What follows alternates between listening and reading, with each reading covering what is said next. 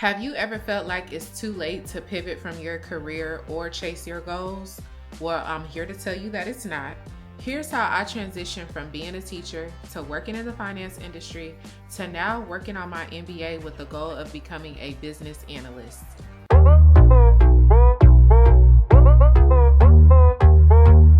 If you're new here, my name is Drea and I currently work in the finance industry. I started out as a teacher. My career path has been a little crazy, but honestly, I'm satisfied with how it turned out. Or how it's going, because it's not even finished, nowhere near finished. But let's get into how I did it. Obviously, to work as a teacher, I have my undergraduate degree. I got my degree in child development. I actually didn't plan on being a teacher. I wanted to be either a play therapist or a behavioral therapist, but that's not what actually panned out for me, so I started teaching pre-K. I actually loved working as a teacher. I loved the relationships that I built. I loved the impact that I made. But the money just was not gonna do it for me. And I knew as a mother that I needed to make more money. While I was on maternity leave, I started thinking about what are some different careers that I could do. And I explored all different types of career paths that I can't even remember now. But I knew that I had finally set my mind on the finance industry when I personally wanted to start learning more about finance. And I was like, what better way than to get into the industry and learn it from the inside. I never really doubted my capabilities of getting into the finance industry. I just knew that I needed the opportunity to present itself in order to prove that I can do the work and that I can be successful. So that's exactly what happened. And in order to get into the industry, my best piece of advice is to network. Now, during this time, again, it was COVID, so I was at home. I was not out and about networking. I was actually in a Facebook group, a local Facebook group, and girls were posting about different jobs. They would post their resumes. They would post a little bio and be like, I'm looking for a job like this. So that's exactly what I did. I was like, if the other girls are doing it, I'm about to do it. So I typed up a cool little paragraph of my background, my education, and what type of job I'm looking for. And a couple of girls commented, and one girl was like, DM me. I used to be a teacher and I now work in the finance industry. I'm happy to help you out. Boom. So she sent me a referral application for an entry-level position at an online bank, and I went ahead and filled out the application. Long story short, I got the job. Now, when going into a different industry, you have to be willing to take a pay cut.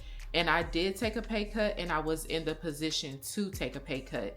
It wasn't a huge pay cut, but it was not a promotion because, again, I was pivoting careers. So that's extremely important to remember, that you can't think that if you're going to go into a different career path that you're automatically going to go into a promotional position. Sometimes you're going to have to take that entry level position, but in my case, it was totally worth it.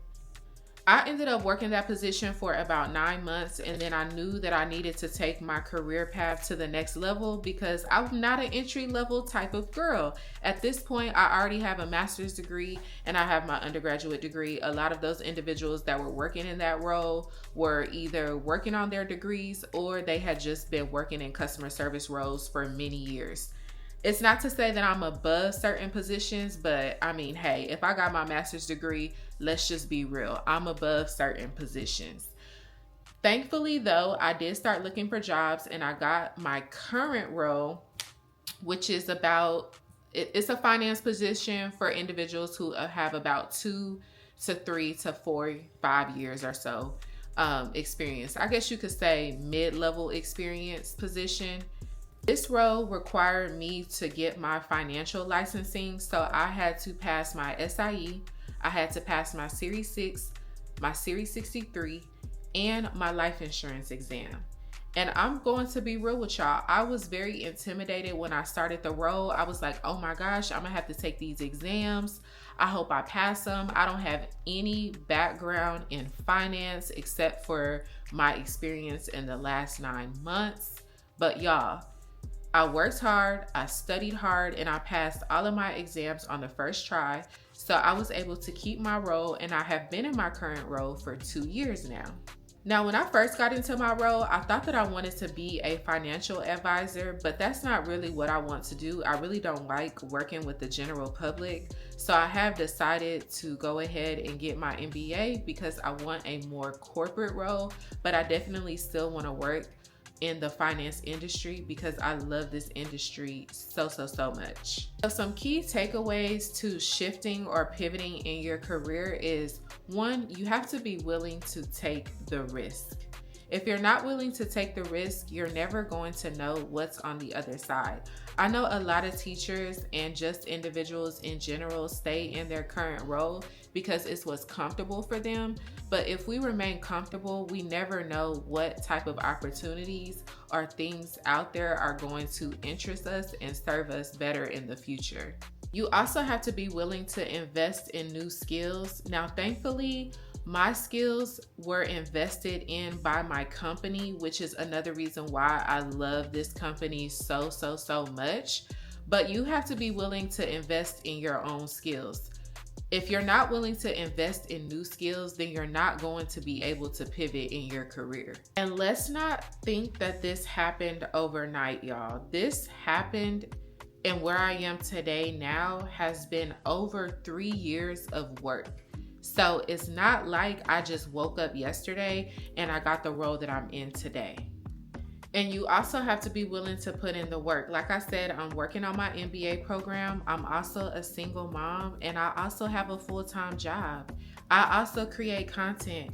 So let me tell you, it's all about balance. It's all about finding your routine and doing things that are going to better yourself. I don't have time for anything that does not make me a better woman.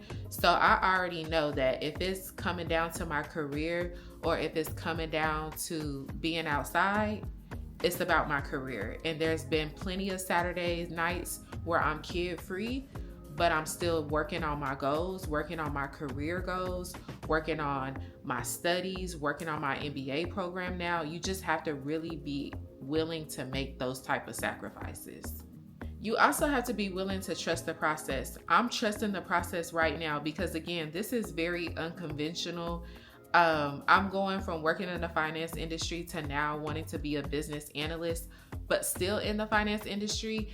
And it's not easy, y'all. It's work. But I'm trusting the process. I know that, this is going to put me exactly where I want to be. If you're thinking about making a career change, you do not have to have it all figured out. Y'all, when I first got into the finance industry, I had no idea that this was how my career path would turn out. I didn't know what I didn't know, and I didn't know what I did know about the finance industry. Every day I'm learning about different careers because, again, this is a new career path for me.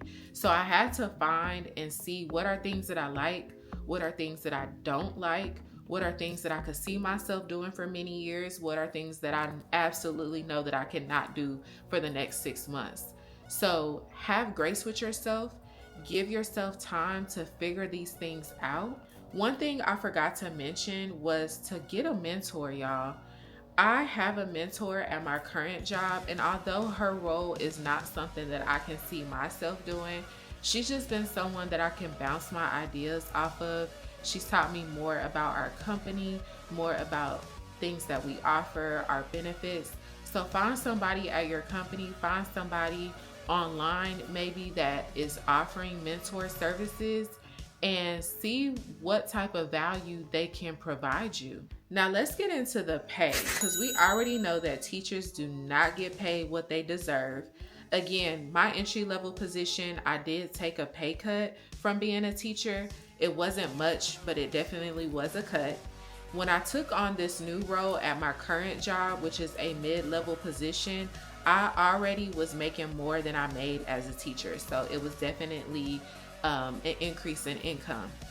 That was my first year. My second year, which was last year, 2024, my first full year in the role, not including any training or licensing, I almost doubled my income that I made from being a teacher. So was it worth it? Absolutely. This is going to be my third full year in the role. Although I am looking to become an analyst, if I stay in this role, I already know that more than likely I'll be almost touching 6 figures. I'm looking to make 6 figures as a business analyst, including bonuses and things like that. So y'all, you just gotta take that leap, because if I didn't, I would be sitting in somebody's classroom right now, still making what, maybe 50 something thousand dollars. So what's holding you back from chasing your dreams? If you're thinking about changing your career, don't let fear hold you back. Just take the first step. You don't have to have it all figured out. Now, if you have any specific questions about my journey or any additional advice that I can provide you, feel free to leave it in the comments. If this video resonated with you or has inspired you, go ahead and give it a thumbs up and make sure you subscribe for more content like this.